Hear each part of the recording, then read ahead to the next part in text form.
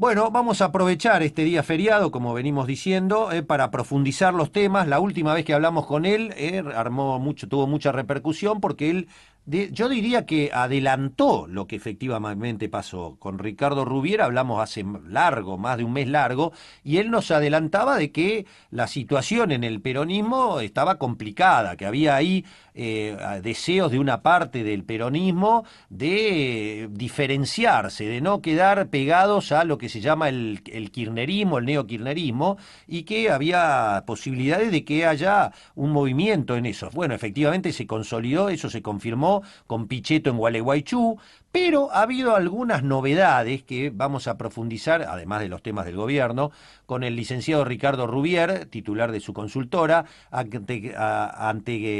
quien antes que nada saludamos y le decíamos feliz día del trabajo. Ricardo, gracias por atendernos. Bueno, igualmente para vos y para todo el equipo, también feliz día del trabajo.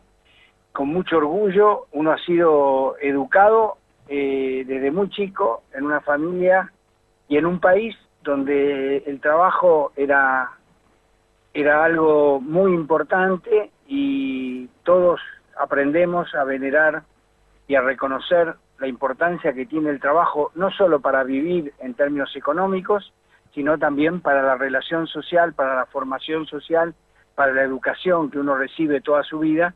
El trabajo es un instrumento, un vehículo fundamental. Y a propósito de esa cultura que mamaste de chico, que te permitió en la escuela pública tener la profesión y todos los expertise que tenés, ¿hoy lo ves en riesgo esos derechos del trabajador? Yo te diría, aprovechando que vos me das esta oportunidad, a decir algo que es lo que realmente siento, y además no lo digo desde mi subjetividad solamente, sino que hay pruebas al canto. Yo diría que nunca antes en la historia moderna de la humanidad, nunca antes el trabajo estuvo más en peligro que ahora, A la nunca pucha. antes. Es decir, desde que comenzó la sociedad, la revolución comercial, luego se fue desarrollando la sociedad capitalista, la industria y demás, este 1 de mayo, diría, no podemos dejar de mencionar que el trabajo está en peligro.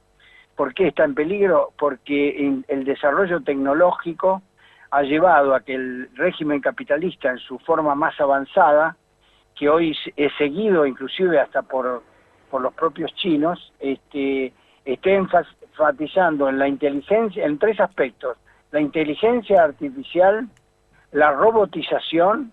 La robotización directamente es la liquidación del trabajo humano me refiero, no del trabajo sino del trabajo humano, y por último lo que se llama Internet de las cosas, o sea, el uso de Internet para la vida cotidiana. Todo eso son los 3 ejes tecnológicos de avanzada que están hoy en el mundo y que también los chinos están trabajando en eso, y la robotización lo que hace es reemplazar personas por máquinas. Y eso, como nunca antes en la humanidad, como nunca antes lo estamos viviendo hoy. Qué tema, ¿eh? Qué tema. Interesantísimo. Bueno, después podemos volver con eso. Respecto de lo que nos presagiaste y que se ha cumplido, de la cuestión de la unidad o no del peronismo, del panperonismo, ¿en qué medida estás viendo hoy la situación? A mí hay algo que me llamó la atención la semana pasada, cuando se hizo la tercera reunión de Pichetto, Cosiner, Bocio, los legisladores y compañía. ¿Cómo Schiaretti apareció allí, el hombre, el líder de Córdoba del peronismo, junto con De la Sota, apareció marcando allí algo que llamó la atención, que es esto de que, bueno, tenemos que estar todos. Cristina Fernández, guste o no, tiene los votos de la provincia de Buenos Aires, y si vamos divididos, hay que forzar una segunda vuelta y ahí podemos ganar. ¿Eso cambió algo el tablero? ¿Cómo lo estás viendo?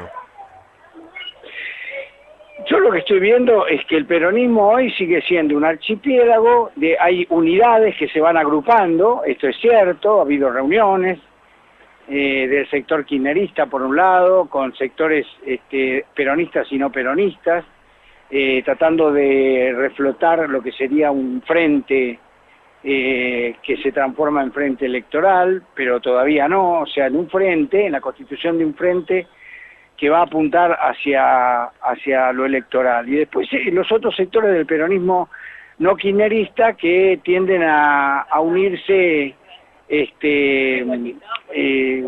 sobre la base fundamentalmente de una cuestión para mí hoy cuantitativa. ¿Qué quiero decir con cuantitativa? Sumemos votos como para poder tener una oportunidad en un balotaje, eventual balotaje del 2019. Bueno, a eso, Chamorro, yo tengo que agregar necesariamente como analista la parte cualitativa. Y en lo cualitativo, así como en lo cuantitativo, los números pueden generar cierto optimismo. No te diría un rotundo optimismo porque no tengo ningún dato, ni yo ni ningún colega tenemos ningún dato que esté generando un optimismo sobre una eventual segunda vuelta. Hay aspectos de orden cualitativo que me preocupan y me parece que va a ser difícil que el panperonismo pueda unirse solamente haciendo cuentas de votos. Me parece difícil. ¿Por qué? Porque hay diferencias, sin duda hay diferencias, y por más que esas diferencias se puedan enmascarar en función de un interés electoral, me parece que va a ser muy difícil poder enmascararlas, porque mientras tanto, en el mientras tantos, se van desarrollando una serie de acontecimientos en cada unidad de ese archipiélago que impacta y que afecta a los otros. Te voy a dar un ejemplo. ¿Qué quiero decir? Quiero decir, por ejemplo, que la evolución de la situación judicial de muchos exfuncionarios kirchneristas o de varios exfuncionarios kirchneristas, más la propia expresidenta, indudablemente es un elemento de detonación dentro del archipiélago. No es un tema menor. Entonces, frente a eso, yo por el momento no digo que no vaya a haber unidad, sino que yo creo que en este momento no hay unidad y que la posibilidad que haya en el futuro todavía está por verse. Soy un poco escéptico hoy a que esa unidad pueda efectivizarse. Hay otras cuestiones que tienen que ver, te voy a decir cuáles. Hay otra cuestión, aparte de la cuestión judicial, que es la evaluación y valoración de la gestión de Cristina Kirchner en sus dos gobiernos. Es indudable que un hombre como Schiaretti, es un peronismo muy local, muy cordobés, tenga coincidencia plena con la gestión de Cristina Kirchner al frente del Ejecutivo. Nosotros sabemos que eso no es así. Por lo tanto, son varios temas que hay que enmascarar o tapar o dejar para más adelante.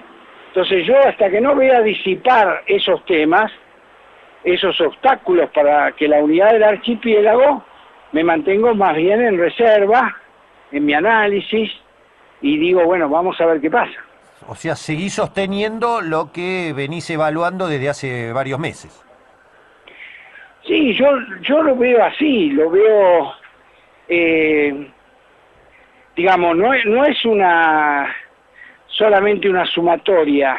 Yo entiendo que un factor de unidad, vamos a mencionarlo, un factor de unidad es el antimacrismo, o sea, el antioficialismo o ni siquiera diría anticambiemos, el antimacri, para mí es más específico, es el antimacri, el antigobierno de Macri. Bueno, ese es un elemento de unidad, la preocupación por la situación económica y social del país.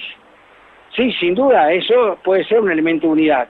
Me da la impresión que ese elemento de unidad no es suficiente todavía como para decir que la unidad del peronismo pueda estar a la vuelta de la esquina.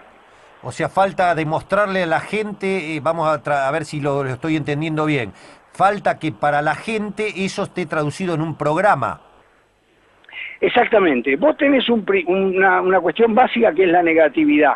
Correcto. O sea, vos competís en la política porque estás negando al otro. Si decís, el otro no tiene razón, el otro puede ser el gobierno, no tiene razón, yo tengo razón y el gobierno no la tiene.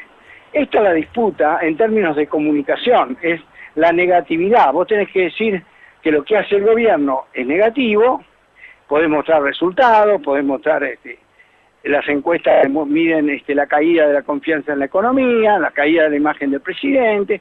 Bueno, Eso es la negatividad. Ahora, en mi opinión, sería maravilloso o sería bueno para la democracia argentina que además de la negatividad, alguien compita desde la oposición con un proyecto de país.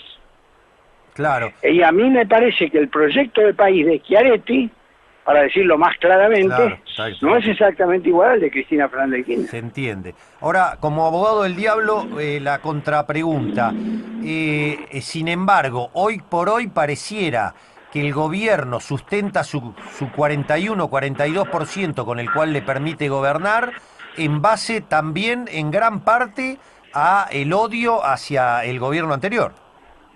Sí, pero estamos en un problema los argentinos. Los gobiernos, la gente termina votando por la negatividad. Claro. La gente termina votando por la negatividad. Estamos afectando la democracia en serio. Estamos afectando la democracia en serio. Es decir, Sí, hay que votar duda. además de lo negativo, que yo no lo niego, existe, está acá y en cualquier lugar del mundo, y no se le caen los anillos a uno porque eso ocurra. No, Tiene que haber además un proyecto de país. totalmente de acuerdo. Y Bueno, el pero te peronismo, doy un ejemplo. el peronismo tiene una gran responsabilidad como partido histórico, como movimiento histórico. Saquemos partido, pongamos movimiento, pongamos lo que pongamos. El peronismo responsablemente tiene que decir cuál es el país que quiere. Claro, sin duda, sin duda. Sí, eso es totalmente. Porque en última instancia, lo que está en el fondo de la discusión, Banco Central, el problema con Duhovne, la diferencia, tapo este agujero por acá, tapo por allá, en el fondo lo estructural es el debate sobre el capitalismo. ¿Qué tipo de capitalismo queremos? Claro, sí, tal cual. Bueno, pero en la dinámica política de la faz puramente agonal que siempre está terminando en juego y no la arquitectónica que es la que vos estás señalando, yo por ejemplo ayer hablaba con una persona muy querida mía que le planteo, estamos hablando del tema del gobierno y que él lo votó al Cambiemos, ¿no? Las dos veces. Y que sí, la verdad que esto, decepcionado, pum, ¿y qué vas a votar? No, mira, que vas. Mirá, si vuelve la yegua o vuelve el populismo, yo lo voto a Frankenstein, me dijo. Bueno, ese amigo, pariente tuyo, expresa, eso yo lo escucho mucho en los grupos. Claro. Eso expresa una parte de la población. Una parte de la población está sostenida sobre la base de que no quiere volver al pasado. Eso indudablemente favorece al oficialismo. Ahora, hay que ver, porque hoy en día se está moviendo la cosa, porque el oficialismo, los votantes de Macri, están sufriendo una suerte de decepción, de desilusión, porque no se produjo el boom económico. La gente esperaba en el 2016, la promesa del 2016, la economía cayó, hubo recesión en el 2016, sin embargo había una fe, una esperanza en muchos argentinos de que las cosas iban a mejorar. Esto no se produjo y yo no sé, porque nadie lo sabe, cuánto tiempo tiene de paciencia los votantes de Cambiemos como para decir, bueno, hasta acá llegué, no llego más, basta, se acabó. No lo sabemos, eso no lo sabe nadie. Puede haber alguna, con un criterio político oportunista, decir, bueno, esto ya terminó. No lo sabemos. Los analistas, los que trabajamos seriamente, tenemos que ser serios.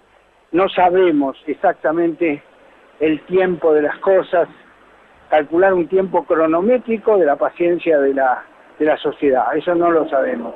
Pero indudablemente sí vemos en las encuestas y en los estudios que la gente está desanimada, hay mal humor, a nadie le gusta que le aumenten las tarifas, ni acá, ni en Canadá, ni en Inglaterra, ni en ningún lugar del mundo.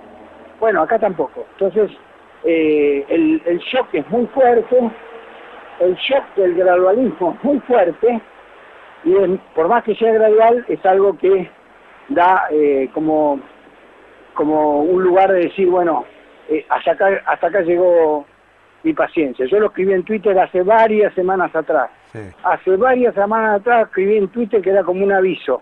Sí. Ojo, cuidado, porque esto en los sectores medios, no los que tienen tarifa social, sino los que están por arriba de la tarifa social, esto va a impactar de manera muy negativa. La gente no le sobra expectativa, no le sobra expectativa, claro. Le está faltando expectativa en este momento. Claro, claro. Sí, por lo tanto, ¿quién capitaliza esto hasta ahora? ¿Cómo? ¿Quién capitalizaría esta decepción hasta ahora? Bueno, ese es por el momento son dos movimientos. Yo lo explico a través de los movimientos, me parece más, acudiendo a mi vieja experiencia docente. Son dos movimientos. El primer movimiento es el mal humor. O sea, alguien que te votó y vos el Estado le impone un gravamen, sus ingresos se ven afectados, suben las tarifas, inflación, sube el queso, sube el pan, sube todo. Y entonces vos, que votaste por este gobierno, vas sobrellevando la cosa, explicándola, encontrándole formas de racionalización y demás. Ese es el primer momento, el que se genera el mal humor. Pasa al mal humor. Ahora, el segundo momento es lo que vos dijiste, la capitalización. Bueno, el segundo movimiento no ocurrió todavía. Ah, bien. Ocurre el primer movimiento, o sea, para decirle, para que escuche el gobierno, la mayoría de la población está en el primer escalón, no llegó al segundo. Correcto. Claro, el segundo que implica, ahí volvemos al original tuyo, donde el tipo está enojado, pero dice, ¿y quién? Nadie, que se vayan todos. Y para evitar eso, vos tenés que mostrar un liderazgo y un programa que el tipo diga, ah, es por acá la cosa, eso es lo que falta. Te diría más, lo que voy a decir indudablemente va a caer muy mal, pero no importa. Te diría más, hay una diferencia que lo vemos, cualquiera que hace mediciones lo ve, entre la imagen del presidente, cómo cae la evolución negativa desde diciembre a la fecha, y la intención de voto de Cambiemos. Son cosas diferentes. Cambiemos todavía conserva más, digamos, votos, por decir así, que si pones a las figuras, al presidente o al gobierno, ¿no? Sí. O al gobierno. O sea, ¿qué quiero decir? Que por el momento en un escenario de crisis, en un escenario complicado, en un escenario de mal humor, también es un escenario de falta de alternativas, donde la gente, aunque se enoje, aunque le enoje lo que está haciendo el gobierno y demás, todavía tiene delante suyo a Cambiemos como la alternativa institucional, política, más conformada, más sólida. Ah, sí, qué interesante. Claro, quiere No decir sé que no sé si soy claro, me ¿no? quedó clarísimo, quiere decir que el proyecto todavía está vivo. Falta el segundo movimiento. Es lo que yo te dije antes cuando vos me hablabas del peronismo, y yo todavía ese segundo movimiento no lo veo. Puede ser que ocurra, puede ser, pero bueno, todavía no ocurrió, donde la gente reorienta su bronca hacia una nueva figura del peronismo, de lo que sea, o independiente, una nueva figura que aparezca en el firmamento como la alternativa para el 2019. Eso todavía no apareció. Bien, Ricardo, te pido una pausa, hacemos una breve pausa y seguimos profundizando esto, ¿puede ser? ¿Cómo no? Gracias, ¿eh? Muy bien, seguimos en la charla con el analista político Ricardo Rubier, que amablemente nos atiende en este 1 de mayo. Ricardo, dado todo el contexto, entonces estuvimos viendo cómo está la cuestión política y todo lo que está en juego. Habíamos visto que por ahora,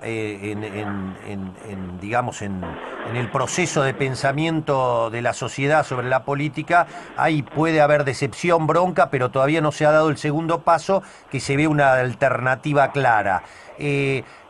Si vamos a los porotos, el gobierno necesita que ningún peronista saque más del 30 y el gobierno ganar en primera vuelta con 41. ¿Este es un análisis correcto? Sí, mira, vos tenés, yo tengo números de hace poco, dichos así, a modo grueso, digamos, ¿no? Por supuesto que le recomendamos a los oyentes, y a vos también, de que estos números que voy a dar son números como trabajo de laboratorio. Todavía falta mucho para las elecciones y no hay que tomar estos números ni como definitivos ni nada. Bien. Nosotros hicimos un corte hace unas semanas atrás y lo que nos dio, un corte de un estudio nacional, y lo que nos dio es que Cambiemos está alrededor de un 30%. ¿No? Un poco menos del 30%. Está un 45% de gente que te dice yo no voy a votar a Macri. Bien. voy a votar a otro candidato, pero no a Macri, y un 25% que te dice que no sabe qué va a hacer todavía. Bien. Si vos tomas el 30% y uno especula sobre la mesa, toma la calculadora y vas haciendo cálculos, el 30 con 25 de indecisos puede significar un 40%, ¿sí? Correcto. Que es lo que vos acabas de decir. El 45 restante es mayoritario. O sea que la situación hoy no es muy distinta a lo que es Cambiemos. Cambiemos es una primera minoría. Claro. Así es en el Congreso, así ha sido. Es una primera minoría. ¿Qué quiere decir esto? Que la mayoría de la sociedad argentina no vota a Cambiemos. Bien. Pero esa mayoría de la gente que no vota desde, tenés 4 o 5% de izquierda, y después tenés la bifurcación que se produce con los candidatos peronistas, eventuales candidatos peronistas. Claro. Indudablemente que si medís, como lo hemos hecho, la que más mide es Cristina. No estoy diciendo ninguna novedad. Pero Cristina puede transferir esos votos que tiene a cualquier otra persona. No se pueden transferir los votos. Es el tema de Lula en Brasil.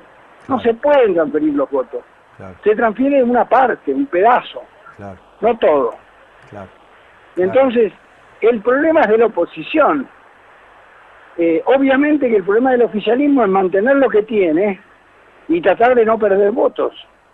Pero hoy está en ese trabajo de laboratorio al borde, por decir así, del 40% más 10 de diferencia. Eso es más 10 de diferencia porque estamos calculando 2, 3 candidatos peronistas. Ahora, si yo, en vez de poner 2, 3 candidatos peronistas, pongo un candidato peronista o un candidato opositor destacado, bueno, ahí se me juntan los votos. Pero lo que quiero decir es que por el momento el escenario es ese. No hay una mayoría de argentinos que vote la reelección de Macri, pero los que lo votan es una minoría bastante compacta. Claro, sí, es la ventaja que tiene, que uno es compacto, los otros están divididos. Ese es el escenario ideal para el gobierno. Exactamente, uno está compacto, tiene que tener cuidado porque ahora le está pegando, el gobierno le está pegando a su propia base electoral. Claro, claro. En el momento que estamos hablando, el gobierno le está pegando a su base electoral. O sea, le está pegando a la clase media. Entonces, hay que ver, hay que seguir midiendo, hay que ver cómo evoluciona. Pero por el momento, esa clase media no encuentra todavía un nombre, una alternativa, y es lógico que no encuentre un nombre, porque el peronismo va de Cristina Fernández de Kirchner, Schiaretti, Urtubey, Rossi, qué sé yo, hay varios candidatos, Massa, hay varios precandidatos. Claro. Entonces es muy difícil así ordenar el electorado. Por eso digo, el peronismo tiene que unirse. Ahora, volvemos a lo que me dijiste antes. Yo personalmente todavía esa unión no la veo. La jugada de que aparezca Barrio Nuevo interviniendo el PJ, ¿cómo la entendés? Barrio Nuevo no es una figura de atracción del peronismo. Esto está claro. Yo creo que hay no sé cómo se designa, a quién se le ocurrió Barrio Nuevo, no lo sé, tampoco me interesa mucho. Lo que digo es que la decisión, donde uno lee la decisión de Cubría y donde hay más política, Cubría parece un analista, escribe como un analista político, no como una jueza. Esa decisión que toma Cubría, supongo que eso está negociado, acordado en una mesa chica, no sé, tras las cortinas, no lo sé, no importa. Lo que quiero decir esto, que Barrio Nuevo no es una figura atractiva para ningún sector del peronismo. Clarísimo. Bien, y lo último, la dinámica económica, que como vos venís advirtiendo, es un escenario que está complicado para el gobierno, está metido en un brete con el dólar, la inflación, las tarifas, todo que va a ser un revulsivo social importante. Eso, más allá de las jugadas que haga para mantener que se pueda dividir el peronismo, que siga dividido, que la gente no tenga todavía proyecto, todo eso, ¿en qué medida coadyuva o no a la unidad opositora? La situación económica de la Argentina, no hay que ser economista para darse cuenta que una vez más la Argentina está en un callejón sin salida. O sea, sin salida, con salida por arriba, con salida excepcional. Claro. Da la impresión de que Argentina está otra vez en una situación de encrucijada. Tal cual. Es indudable que la política económica del gobierno, que está centralizada en la cuestión inflacionaria, en mi opinión, ¿no? Está centralizada en bajar la inflación, no está logrando sus resultados. O sea, a mí me parece que lo paradójico de la situación es que este no es la receta neoliberal que se cumple. Es la receta, llamémosle neoliberal o como le queramos llamar, que no se cumple. O sea, el gobierno no está cumpliendo sus objetivos. O sea, ellos están en problemas.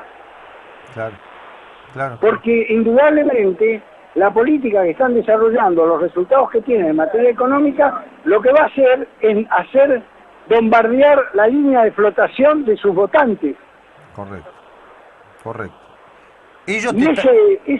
Pegarle a la línea de flotación de sus votantes es una jugada política muy riesgosa, sobre todo en medio del debate que se da interno, que no trasciende mucho hacia afuera, entre lo que yo llamo el pragmatismo puro, ¿no?, y la política.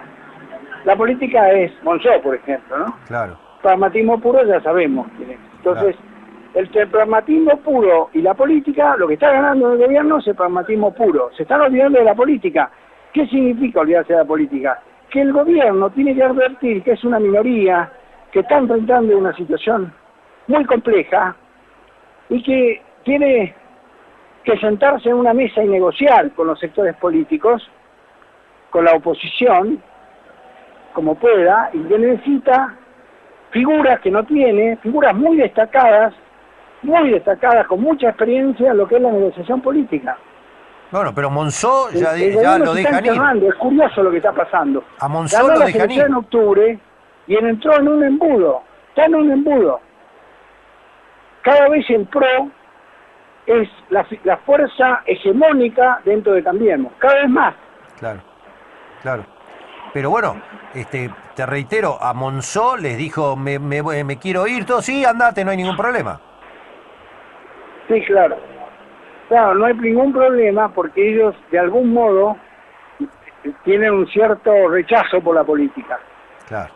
En realidad, tienen un cierto rechazo por la política. Y me parece que no advierten que la política sigue siendo una actividad muy importante en el mundo hoy y que es necesario desarrollarse, capacitarse, pensar, reflexionar, buscar diálogo, buscar dirigentes con capacidad de diálogo. Me parece que el gobierno va a quedar, si no, frente a esta situación económica, va a quedar muy solo. Eso es lo que yo veo. Macri creo que está más solo que nunca. A la pucha. ¿Elisa Carrió es el último garante que tienen de la política o no es tan así? Elisa Carrió lo que hace es llegar a acuerdos. Llega a acuerdos de mesa chica, por la cual sabe que hay algo que no puede terminar de decir, y con su denuncia no debe poner en peligro el régimen. En eso Carrió se compromete. Lo que no se compromete, lo que hace Carrió y es funcional al gobierno, es denunciar de esa manera, abre un frente de votantes que no lo quieren a Macri, pero que sí están dispuestos a votar a Cambiemos. Aunque no lo quieran a Macri, pero están dispuestos a votar a Cambiemos. Yo creo que Carrió juega en ese sentido como si fuera, vamos a decir, un interpelador dentro del poder. Y eso siempre genera simpatía afuera, ¿no? Ricardo, como siempre, un placer escucharte. Te agradezco mucho que nos hayas permitido estos minutos en este día. Bueno, te deseo lo mejor, feliz Día del Trabajador. Y bueno, seguimos atentos, en contacto como siempre, y que River gane la Copa Libertadores. Gracias.